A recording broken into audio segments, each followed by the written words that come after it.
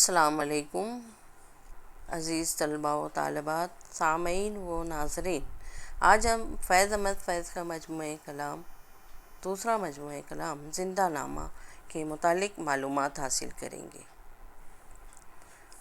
زندہ نامہ کی بیشتر نظمیں فیض نے ماؤنٹ گومری سینٹرل جیل اور لاہور سینٹرل جیل میں قیام کے دوران لکھی، یعنی جولائی 1953 سے مارچ 1955 تک لکھی ہوئی چیزیں اس میں ہیں۔ فیض کی نظموں کو مجموعی حیثیت سے دیکھیں تو معلوم ہوتا ہے جہاں تک ان اقدار کا تعلق ہے جن کو شاعر نے ان میں پیش کیا ہے، وہ تو وہی ہیں جو اس زمانے میں تمام ترقی پسند انسانیت کی اقدار ہے، لیکن فیض نے ان کو اتنی خوبی سے اپنایا ہے کہ وہ نہ تو ہماری تہذیب و تمدن کی بہترین روایت سے الگ نظر آتی ہے، نہ شاعر کی انفرادیت۔ اس کا نرم، شیریں اور مترنم انداز کلام کہیں بھی ان سے جدا ہوا ہو۔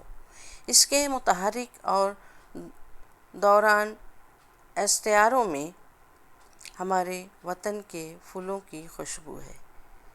اس کے خیالات میں ان سچائیوں اور ان جمہوری مقاصد کی چمک جن سے ہماری قوم کی عظیم اکثریت کے دل روشن ہیں۔ اگر تہذیبی ارتقاء کا مطلب یہ ہے کہ انسان مادی اور روحانی مسرت سے نجات حاصل کر کے اپنے دلوں میں گداز، اپنی بصیرت میں حق شناسی اور اپنے کردار میں استقامت و رفعت پیدا کریں اور زندگی مجموعی اعتبار سے مصفا بھی ہو، تو فیض کا شعر غالباً ان تمام تہذیبی مقاصد کو چھو لینے کی کوشش کرتا ہے۔ ہند و پاک میں ان کی غیر معمولی مقبولیت کا سبب یہی ہے۔ فیض کے درد دل نے دنیا بھر کے اسیروں کے رنج و الم کو اپنے اندر سمو لیا تھا۔ کینیا کے باشندوں پر جمہوریت اور آزادی کے دعوے داروں کے ہاتھ بے پناہ ظلم و ستم اور ان کے اپنے وطن کے مصائب فیض صاحب کے لیے سوہان روح بنے ہوئے تھے۔ وہ افریقی عورتوں کے یہاں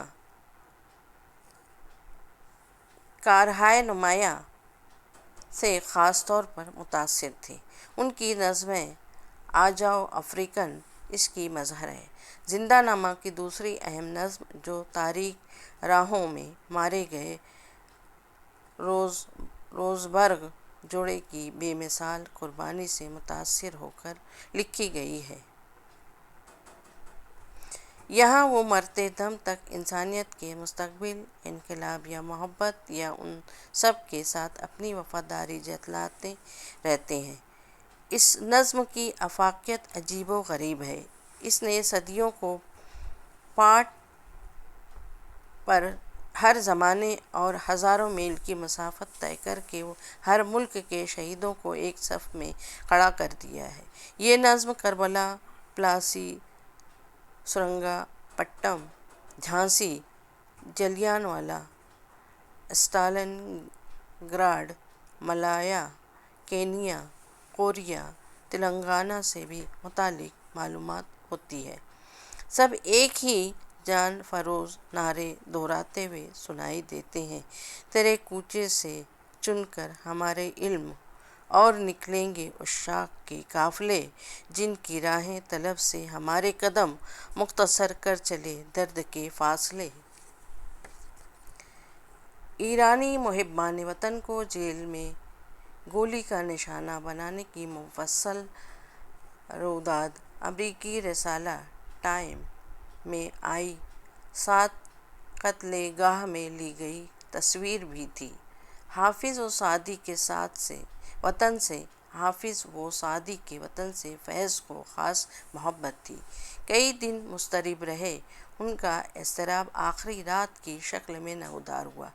یہ نظم ان خیالات، تصورات کی ترجمانی کرتی ہے جو قیدی کے ذہن میں اس رات گزرتے ہیں جس کی صبح کو اسے شہید ہونا ہوتا ہے۔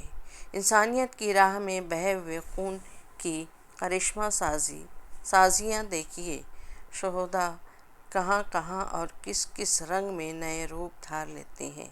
دل دوز نظم اے روشنیوں کے شہر لاہور سے ان کی عقیدت اور محبت کو ظاہر کرتی ہے۔ اس نظم میں زنداں کی دیواریں فیض کو اس طرح اکساتی ہیں، شب خوں سے منہ پھیر نہ جائے ارمانوں کی روح۔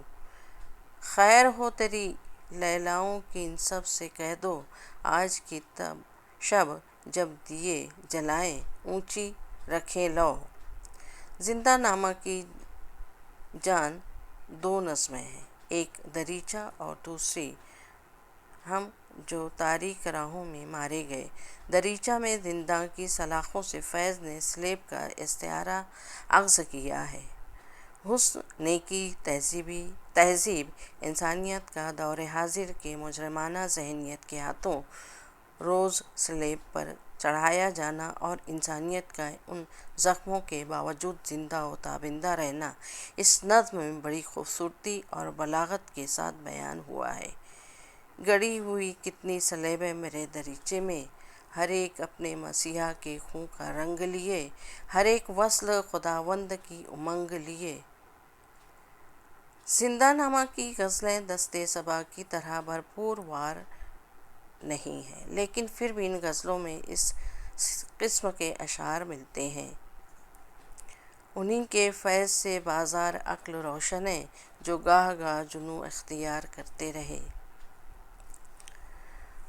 زنداں نامہ ہمارے اس باشعور اور صاحب طرز شاعر کی روداد اسیری ہی نہیں، عصر حاضر کی اس زخم روح کی پرسوز پرقار لے بھی ہے، جس کے اثر سے زندگی کا حسن کچھ اور نکھر جاتا ہے اور انسانیت اور تہذیب پر ایمان کچھ اور تازہ ہو جاتا ہے۔